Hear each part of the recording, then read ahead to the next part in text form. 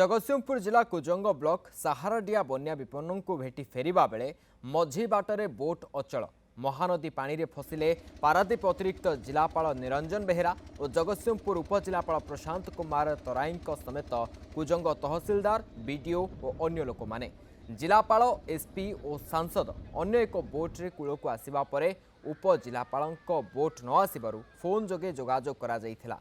Boat अचल हेबा खबर पाइबा परे अन्य एक बोट माध्यम समस्त को सुरक्षित उद्धार करा जायथिला।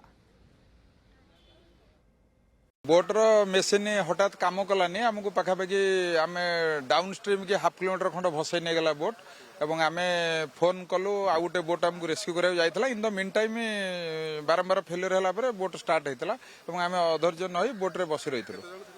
आम 8 जण थिलु। आमर एडीएम पारादीप सार थिले आ मो सहित तहसिलदार बीडीओ कुजंग थिले एवं आउ 2 जण थिले। आमे नंगर आंकर पके देवा पई कहितलु जे ऑपरेट करथले हमको आंकर पके बोट गोटे जगह कांस्टेंट थाउ एवं आउ गोटे बोट हमको आसले रेस्क्यू करबो बट बारंबार फेल होला परे बोट अगेन स्टार्ट हेतला हम आसिलु।